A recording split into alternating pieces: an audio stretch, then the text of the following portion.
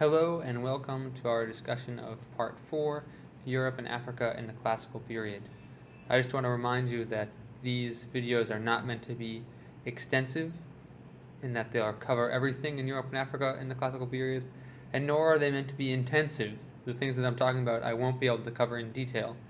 Instead, I want to talk to you about some of the things that I think will be helpful as you continue to study these areas in this period. So as usual, I'm going to start off with some keywords. The first one, and probably most important one for us, is the idea of the Roman Republic. We need to talk about this a little bit because we're going to focus on the Roman Empire, but that won't make much sense without the Roman Republic. Rome began probably as a colony from a established Greek city, and it built on some of that Greek heritage in a lot of ways, but also diverged from it in many ways. And by the time of Julius Caesar, which is when the empire will begin, the Roman Republic had developed itself into an organized political system with many overseas holdings. In this painting you can see the Senate, which during the Republic, sometimes more than others, had some of the main power, or at least included many of the elites of Roman society and politics. This is a map of the Roman Republic at the end of Julius Caesar's death.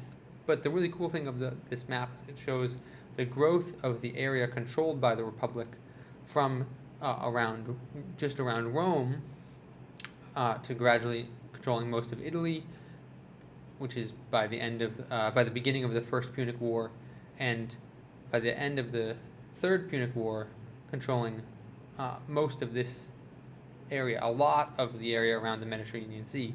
And by the time that Julius Caesar died, the Roman Republic at that time, we'd really call it the Roman Empire, controlled most of the land around the Mediterranean, and thereby controlling most of the Mediterranean trade, and had an enormous impact on that area of culture. And as we move through this part of the term, we'll really discuss the transition from republic to empire a little bit more. One of the things that's important in understanding the spread of the Roman Empire is the word tolerance. When you tolerate something, you allow it to exist. Maybe you don't like it that much, but you allow it to exist anyway.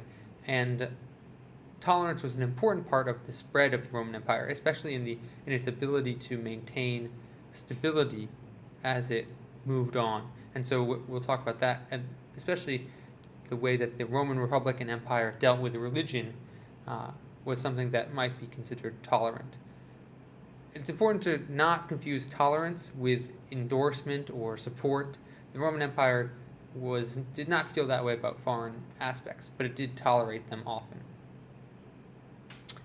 Something else that's going to be key, especially when we move down into Africa, is the idea of migration. It's something we talked about before, especially when you're talking about prehistory. And remember that a migration is the spread of peoples from one area to another, but it doesn't necessarily mean that one person is making the whole trip. So we're going to talk about something called the Bantu migration or the Bantu expansion. And remember that means that people are bringing their language and their culture with them, but not necessarily making that trip in the lifetime of one person. It's a long-term movement of peoples. And connected to that is also the idea of linguistic history. And that means studying what happened in the past by studying the modern existence of languages. And that's really important when we study the Bantu migration, because the word Bantu can kind of refer to a group of people, but really refers to a group of languages.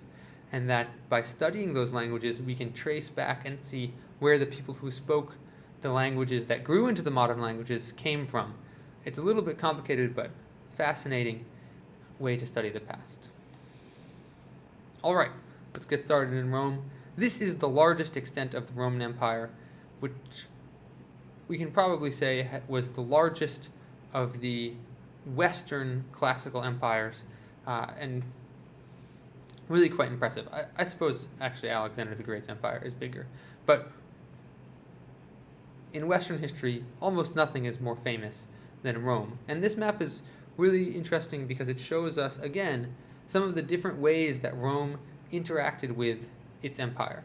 If if you look at this area of Italy in white, that is Rome proper. And if you were born there, you're automatically a citizen of Rome, and that's the central area of the empire, and that's the seat of power. But these areas are under direct control of the empire. They're controlled by governors and their bureaucracy.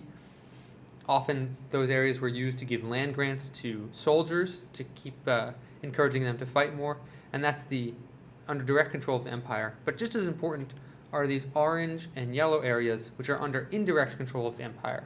Either they have been annexed or given their support to the empire, or they have leaders who are controlled by the empire. So the point of that is just to say that Rome controlled its huge geographic holdings in a variety of ways. And remember, the idea of tolerance is really important here. Rome managed to prevent... These people are not Roman. They didn't grow up in Italy. Rome didn't conquer them and then send many people to live there, although they did do that sometimes too. Rome also managed to rule people who were not Roman. And that's one of the key aspects of what an empire is, and we'll talk about that a little bit more in class. But an empire usually rules people of a variety of ethnic and cultural backgrounds. And one of the keys for the Roman Empire for doing that was cultural tolerance, allowing the people who lived in these different places to maintain some of their traditions, some of their religion. And especially religion is an interesting part of that. Let's talk about that a little bit more. Roman religion has very strong is very strongly based on Greek religion, and you can see that in this temple. This is a temple to Bacchus, who is called Dionysus in Greek. And if you've seen Greek temples, man, there you go. It looks very similar to a Greek temple. Columns, triangular pediment, all that jazz. And they maintained a lot of the different roles for the Greek gods and goddesses. Here you see this is Venus. This coin was in the 1st century CE.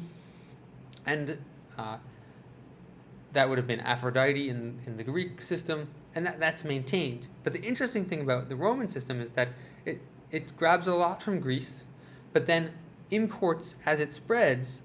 If we go back to this map, as it spreads to this map, it includes many of the religious systems in these areas. So actually the number of gods grow under the Romans, and it's acceptable for people over here in Greece to keep following their Greek gods, and people over here to follow the gods that they have, as long as they make a nod to the official Roman religion.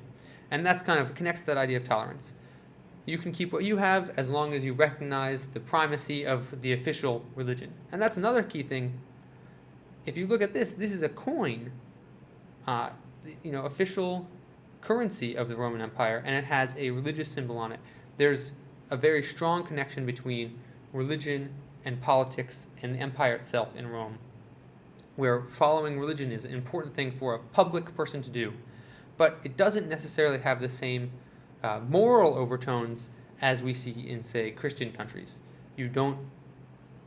Religion is not necessarily a moral guide as much as it is a relationship with the gods and a relationship with the public. Another key thing, we cannot talk about Roman religion without talking about the spread of Christianity for a couple reasons. One of the most important is that Christianity almost takes advantage of the Roman network of transportation to spread. And you can see that Christianity quickly spreads to the places that were influenced by Rome on that map. And it spreads that way because the transportation routes, the roads, the sea routes are available for that spread. And so Christianity really takes advantage of that. Another important thing about Christianity is that Christianity eventually becomes the official religion of the Roman Empire. But before it becomes that, it was heavily oppressed. And that's because Christians refused to give that recognition to the official Roman religion. They insisted on having their devotion to their God be first. And that initially meant that they were oppressed and often killed violently by the Romans. But eventually Christianity becomes the official religion of the Roman Empire.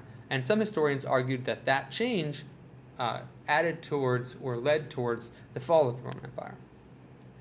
Okay, there's tons more about Rome. We can talk about that forever, but I want to start you off with these two juicy little bits, and please, we'll find out more about that as we move on. I want to move now down to another empire, the Empire of Ghana.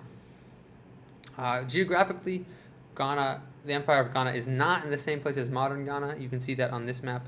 The Empire of Ghana is kind of in Mauritania and Mali, and it's much smaller geographically than the Roman Empire, and it actually used some similar techniques to control its area of influence as the Roman Empire did. Ghana also had an area that was under direct control by the king, but that it had strong influence over these areas, even though they were not directly controlled by the king. They owed allegiance to the Ghanan king.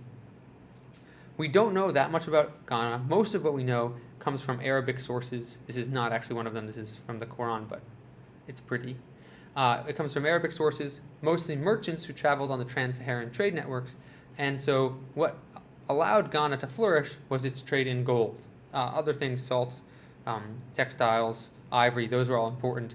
But really, Ghana's access to the gold that was found in gold fields down here really allowed it to grow, become an urban center, and develop quite impressively.